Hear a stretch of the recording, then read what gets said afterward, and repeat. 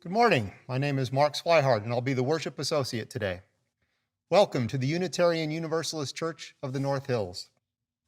Whether you have been with this church for a decade or more, or this may be your first time with us, we welcome you.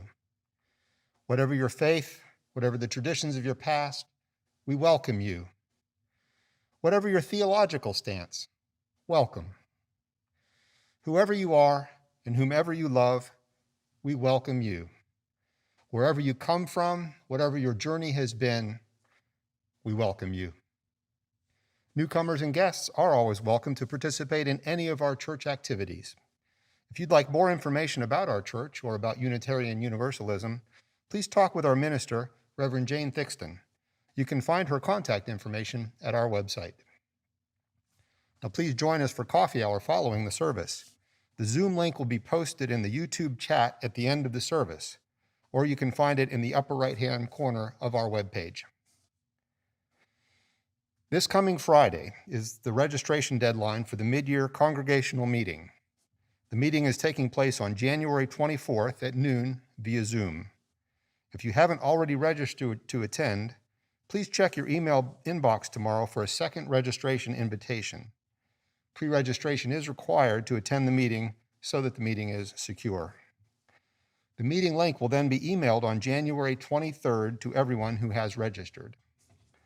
If you have any questions or concerns, please contact Kathy Finch. Once again, welcome to the Unitarian Universalist Church of the North Hills. It's good to be together, even virtually.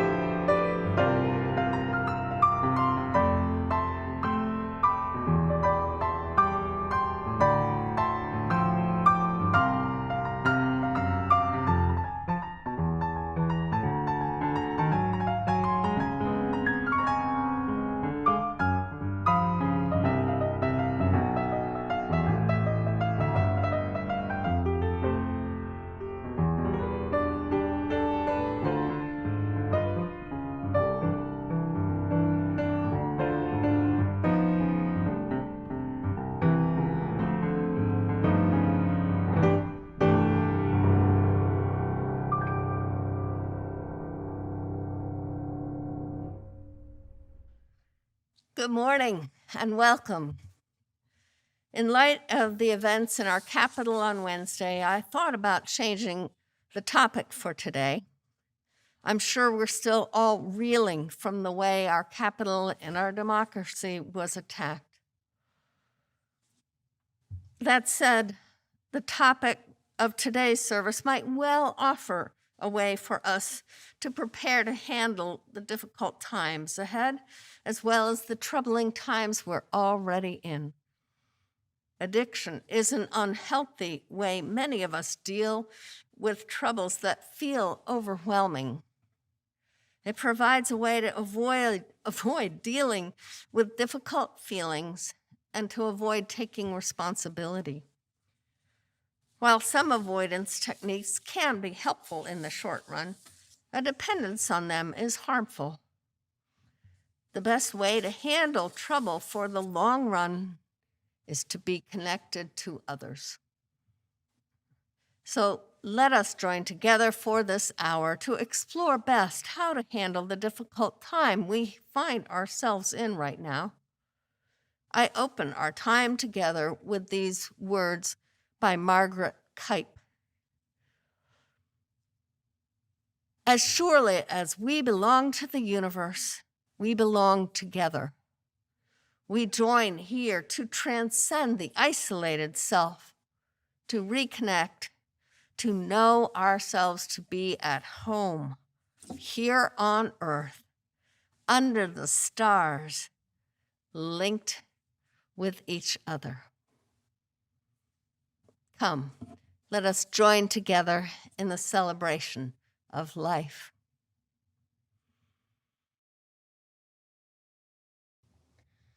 Joy and grief, health and sickness, peace and anger, wholeness and brokenness. We each bring all of these here and pour them out, commingling the oil of our lives just as the flame of this chalice, the symbol of our shared living faith. Let's all sing together an opening hymn, number 55, The Dark of Winter.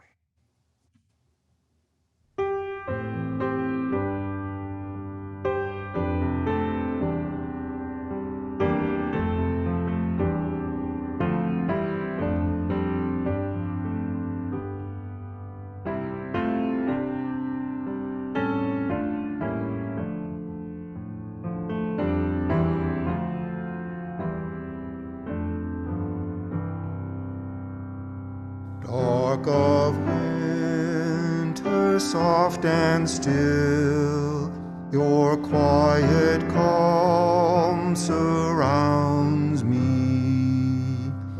Let my thoughts go where they will, ease my mind profoundly, and then my soul will sing a song, a blessed song of love eternal. Gentle darkness, soft and still, bring your quiet to me. Darkness, soothe my weary eyes, that I may see more clearly. When my heart with sorrow cries, comfort and caress me, and then my soul may hear a voice, a still small voice of love eternal. Darkness, when my fears arise, let your peace throw through me. Hi, I'm Chris Hill with the Lay Pastoral Care Team. During our service, we create this sacred space for sharing within our community. It's a time for you to share significant life passages with the congregation so you can be held in loving care. I'll be reading the joys and sorrows this morning. We'll be placing a stone representing each joy or sorrow in the sand, representing the congregation supporting the sorrows and lifting up the joys. As we updated in the e-news, we had a sorrow that longtime member Ellie Eigenbrod passed away last Sunday. Carol Balance was with her when she passed. To Carol and Ellie's family, we say, we hold you in our hearts. Carol Watkins has a sorrow. Elaine Rose, Elijah's great-grandmother, died due to COVID-19. I am grateful that she got to spend time with both of her great-grandchildren a few months before she died. She was a kind, funny, and caring person. Sid, her husband, who just turned 100, also has COVID, but is stable and is still at their home. To Carol, we say, we hold you in our hearts. Aaron Terizzi has a sorrow. My grandpa, who has been showing signs of dementia, has taken a sudden turn for the worse. While he is still in relatively good physical shape for a 91-year-old man, the low scores this Friday on the cognitive test are concerning. My mother, her two sisters, and brother are meeting with doctors and lawyers, trying to get everything in order so my grandparents can live the rest of their days as they want. To Erin and her family, we say, we hold you in our hearts. Priscilla Kleiner has a sorrow. My sister and brother-in-law, Peg and Claude, both have COVID. They are 86 years old and in assisted living in Illinois.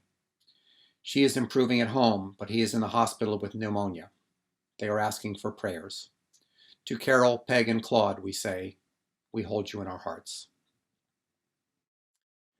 We now place one more stone in the sand for all the joys and sorrows that exist in our hearts but remain unspoken today. We especially think of everyone suffering, directly or indirectly, from this COVID-19 pandemic. Please read with me the words appearing on the screen, understanding that here includes all those watching. Let us hold in our circle of caring each person here. Let us hold in our hearts those who are unable to be with us today. Let us hold in our memories those who have moved on. Let us find comfort in knowing that we are not alone.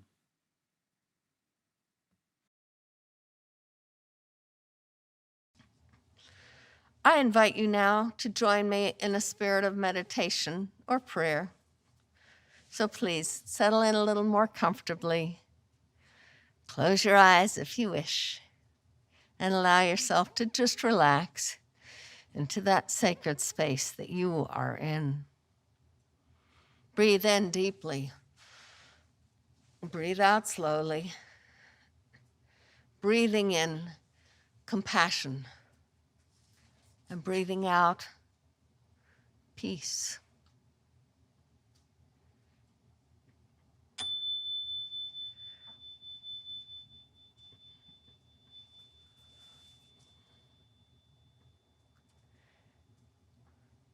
Eternal Spirit of grace and peace, be with us now in this moment of reckoning for our nation and our world. Bring us your peace as we feel sadness, anger, and frustration. We go from crisis to crisis. We are tired of staying home to stay safe. We need hugs and company and singing songs of gladness. We are exhausted by the news, the politics, the displays of American people, even elected officials, at their very worst. We are disheartened by the hypocrisy we see, the blatant white supremacy we witness as terrorists go free and Black Lives Matter protesters are tear-gassed, arrested, and killed. Life is so hard right now. We want a break. Forgive us if we sometimes try to numb our pain with substances and behaviors. Keep us from abusing them, even as it seems the pain may never end. Bring us your peace. Bring us your grace. Help us to be there for each other, even if it's only on a screen or a phone line. Help us to know we are not alone. Help us feel your holy love. This we pray in the name of all that is good and holy. Amen. And let us pause for a few moments in silent reflection.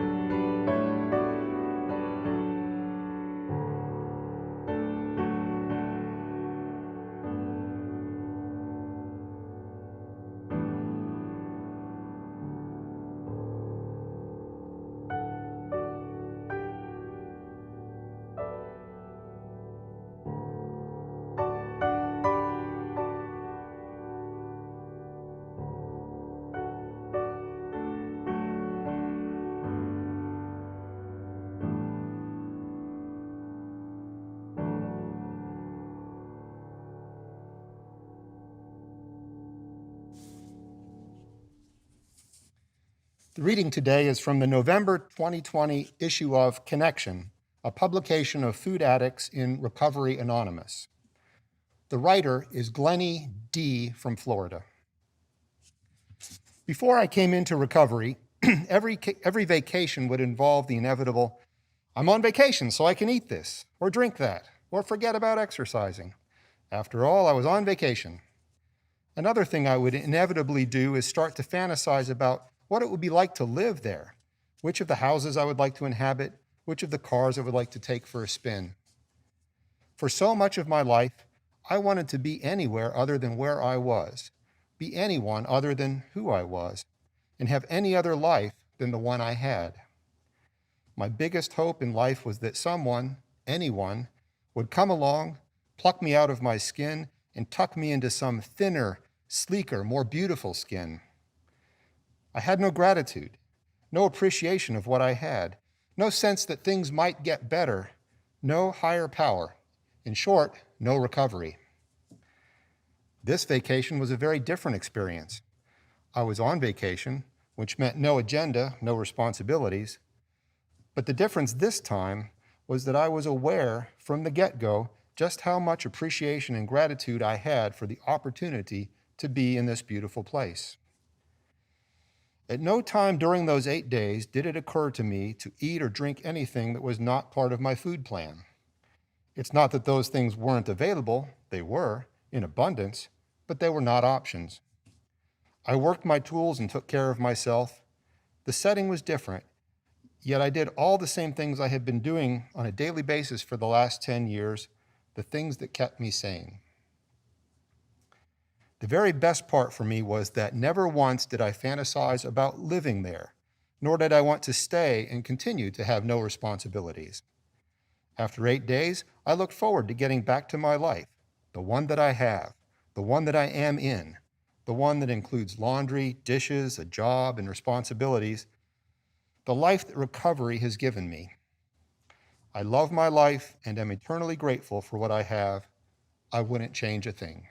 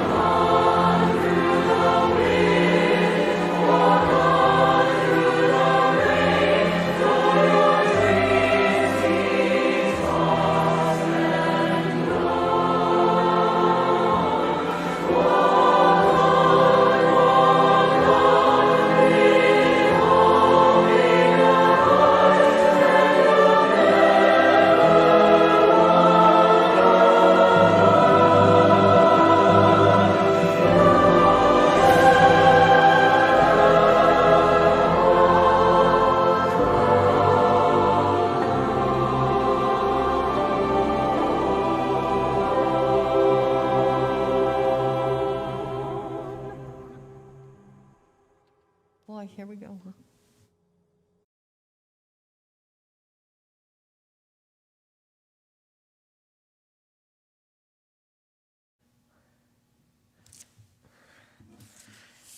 Well, what a week it has been. From what I've been reading, the threats to our democracy aren't even over yet. Luckily, various moves to protect it and us are being put into gear, and in less than 2 weeks, we'll have a new national government in place to help. But with all this going on, and the virus too, it's tempting to just escape. And though we're on the other side of the winter solstice, and days are getting a little bit longer now, and yet the darkness and cold will be with us for a while yet. And though vaccines are on the way, they're not here yet, at least not for anyone I know. And we don't even know yet when they might be available to us. As we stay home, isolated, in the darkness, it is bound to affect us. Those who have addictive tendencies may find them harder to manage these days. And those who don't may still find themselves eating more, drinking more, shopping online more, maybe gambling or gaming more, or working more than is healthy. Then there's TV, and its relatively new aspect of binge watching. And the opioid crisis is still with us, though other news has taken over our attention. In fact, this epidemic has taken a turn for the worse since the pandemic started, with 3 times more overdoses in our country. There are so many ways we can be addicted. We usually think first of alcohol or drugs, but those are just the most obvious ones. An alphabetic list of 12-step groups is a good way to see all the ways people struggle with addiction, from cocaine and clutter to debtors and gamblers to various groups for people dealing with sex addiction. Not on the list, but something I know to be a problem for many is gaming. Especially for young men, it seems this is a preoccupation that can take over, leaving all the troubles of reality behind, but causing troubles of its own. The list also includes programs for people who live with or grew up with addicted people, because they need support as much as or more than those who are addicted. If you don't struggle with addiction yourself, you probably know someone who does. It is a widespread problem, and so many are affected in so many ways. We all seek to avoid reality now and then when it becomes too difficult. After a hard day at work, it's really nice to come home, or nowadays move to a different room, and watch some silly comedy on the tube. And I find that when I'm struggling to find the words I need for a sermon or an email I'm composing, I pull up the solitaire game on the computer. It is healthy to take a break now and then, to escape into another reality, whether it be a novel or a TV show. It can even be a good thing to take something to ease pain, as long as we don't become dependent. A couple of quotes from Goodreads describe the problem of addiction succinctly. One says, "There are all kinds of addicts, I guess. We all have pain, and we all look for ways to make the pain go away." And another says, "The attempt to escape from pain is what creates more pain." That's addiction in a nutshell. I have my own addictions that I struggle with. I found cigarettes to be one of the most addictive substances there is. I had my first cigarette in 8th grade at a girls' slumber party, and I felt sick afterwards. But I tried them again, and I found I got a slight, pleasant, dizzy feeling. It made me want more. It wasn't long before I never felt that dizziness again, but I still enjoyed smoking. I smoked menthol cigarettes for the minty flavor. When I started working at a drugstore at age 16, a cigarette was the perfect fit for the 10-minute break from the cash register, and it became a habit. I smoked a pack a day for 17 years until it started to become so unpopular that smoking was banned from restaurants and other places. I finally stopped at age 33 when I started exercising and taking better care of myself. It was one of the hardest things I have ever done. I would stop for 3 months, think I was free, and then I'd take just a puff. Well, one puff led to a whole cigarette, which led me back to the pack a day in no time. After a year of this, I quit for good. And I am so glad, as I'm sure are all the people I interact with as well. But that wasn't the end of my struggles with addiction. I have always and continue to chew my fingers, the skin, the cuticles, not the nails. I call it addiction because I can't stop, no matter how much I'd like to. I have a shopping addiction. In particular, I can't stop buying new clothes, even though I have more clothes than there is time and opportunity to wear. I get a little high when I find something nice that fits me well and it's on sale. But my most serious addiction is to food. I was a skinny kid until puberty, but at puberty, it seemed like everything I ate just started to stick to me and add up. I went on my first diet at age 13, and I've been gaining and dieting ever since. I've done every diet program there is, from multiple times in Weight Watchers to Jenny Craig, Nutrisystem, you name it. I eventually realized my relationship with food was addiction and was in and out of Overeaters Anonymous, or OA, for years. It's the oldest and biggest 12-step program for food. For those who may not know, 12-step programs are all modeled after Alcoholics Anonymous, or AA, which has been the most successful way for people to recover from their addiction to alcohol. I finally got serious about participating in OA when I was in Atlanta. I went to 2 meetings a week, had a good sponsor, and was working the steps. But after a small weight loss from what was my highest weight ever, I wasn't losing weight.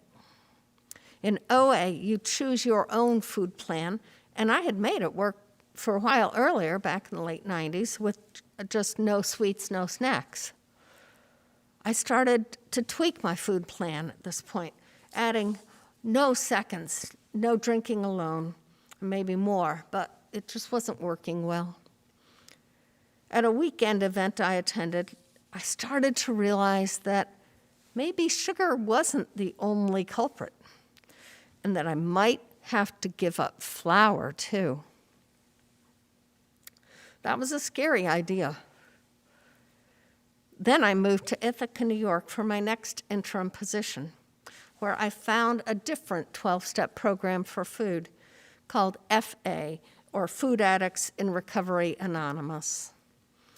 This is a much stricter program, but it's what I need. The preamble we read at the start of every meeting says, Food addiction is a disease of the mind, body, and spirit for which there is no cure, but it can be arrested a day at a time by our adapting a disciplined way of eating and the 12-step program of FA. When we abuse food by using it as a drug, our lives become unmanageable. Food addicts have an allergy to flour, sugar, and quantities that sets up an uncontrollable craving. The problem can be arrested a day at a time by the action of our weighing and measuring our food and abstaining completely from all flour and sugar. FIA defines abstinence as weighed and measured meals with nothing in between, no flour, no sugar, and the avoidance of any binge foods. Just by the way, the reading we heard today from Mark was from a publication of FA. So that's the program she was talking about. Well, I lost the weight on this program. I got down to a weight I never thought I would see again. And I kept it off by staying abstinent for 2.5 years. One thing I found was that once I eliminated the flour and the sugar and stayed on the program, the cravings went away. I no longer was preoccupied by food, thinking about food all the time. It was wonderful. I did break my abstinence, however, and since I first broke that abstinence, I've been struggling to maintain it. But I've stayed with FA because I know it's the only thing that works for me.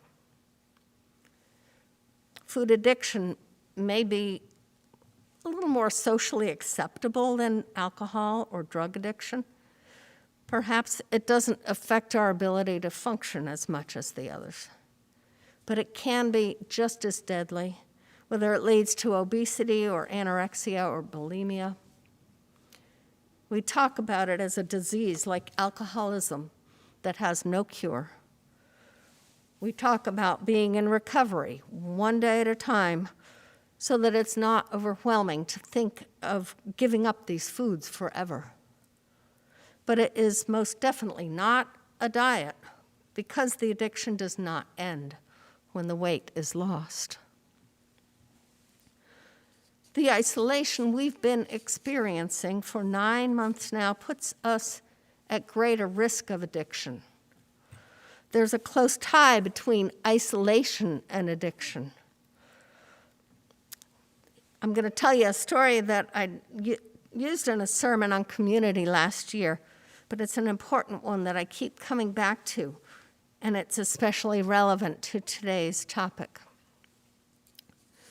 In an article about addiction titled "The Likely Cause of Addiction Has Been Discovered, and It Is Not What You Think," author Johann Hari tells of an experiment that was long used to prove the addictive nature of certain drugs. He says, put a rat in a cage alone with 2 water bottles. One is just water, the other is laced with heroin or cocaine. Almost every time you run this experiment, the rat will become obsessed with the drugged water and keep coming back for more and more until it kills itself. This experiment established the belief that addiction was inevitable given the nature of certain drugs. But then, a professor noticed something odd about this experiment. The rat is put in the cage all alone. It has nothing to do but take the drugs. What would happen, he wondered, if we tried this differently? So the professor designed Rat Park. It's a lush cage where the rats have colored balls and the best rat food and tunnels to scamper down and plenty of friends. Everything a rat about town could want. What he wanted to know will happen then. And I quote, in Rat Park, all the rats obviously tried both water bottles because they didn't know what was in them. But what happened next was startling. The rats with good lives didn't like the drugged water. They mostly shunned it, consuming less than a quarter of the drugs the isolated rats used. None of them died. While all the rats who were alone and unhappy became heavy users, none of the rats who had a happy environment did. End of quote. We need connection. We need hugs. We need other people.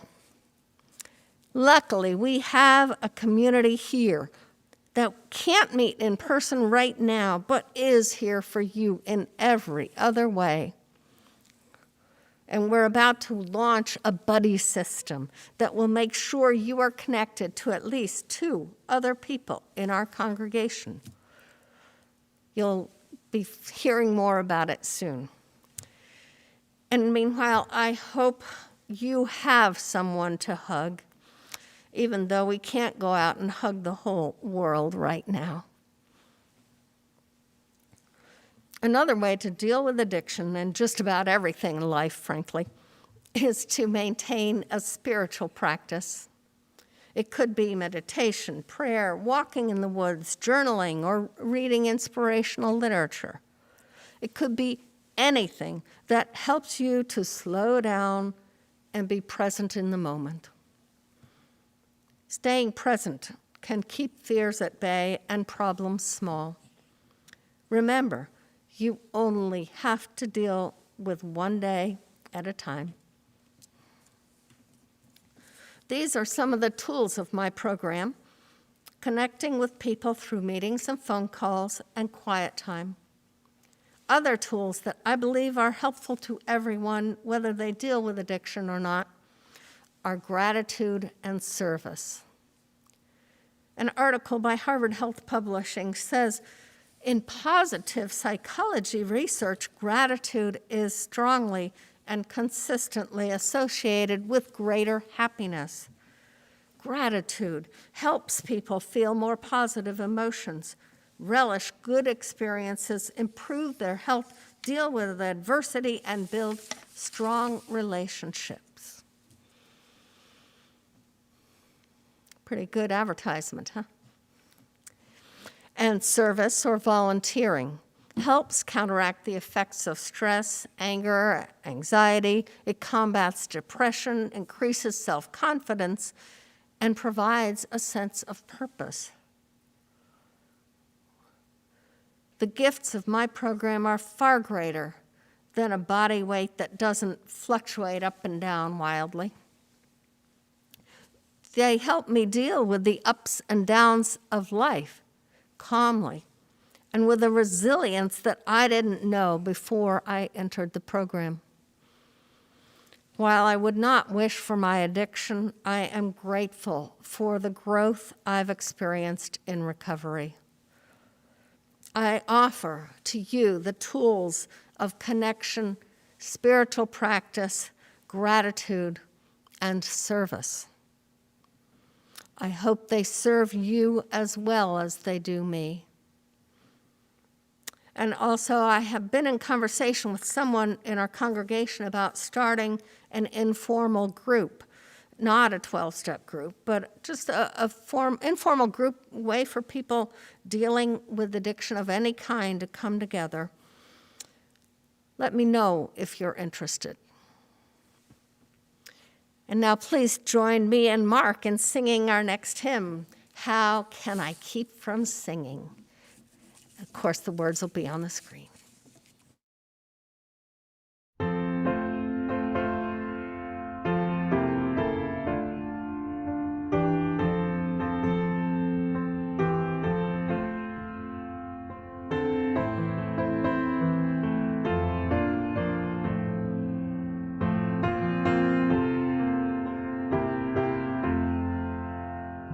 My life flows on in endless song above earth's lamentation. I hear the real, though far off hymn that hails a new creation.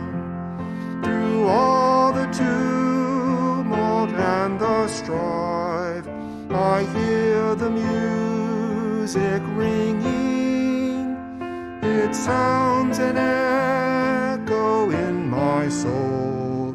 How can I keep from singing? What though the tempest round me roars? I know the truth it liveth. What though the darkness round me close? Songs in the night it giveth. No storm can shake my inmost calm, while to that rock I'm clinging. Since love prevails in heaven and earth, how can I keep from singing?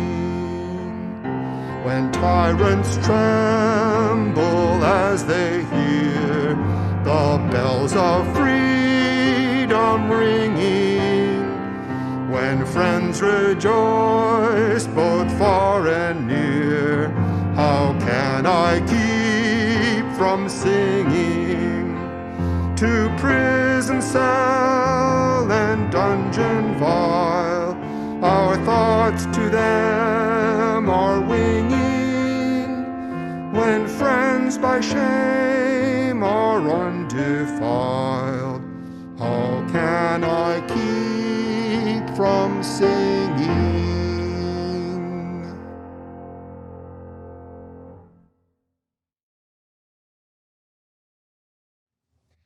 Our congregation is supported solely by the contributions of our members and friends. In tough times, we need our faith community more than ever. Let's make sure to maintain it, even in these difficult times. The morning offering will be taken by your mailing a check to the church or going to the uucnh.org website, finding the link in the upper right-hand corner that says Donate, and making a contribution equivalent to what you would be putting in the plate, or even more.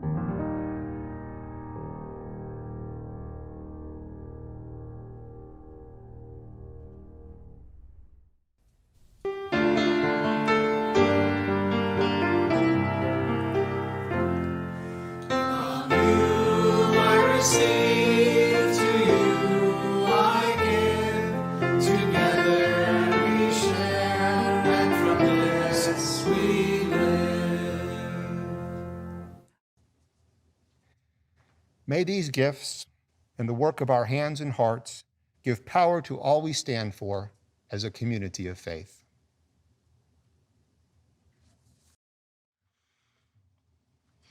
In the days to come, let us find the resilience we need to live through and in this difficult time.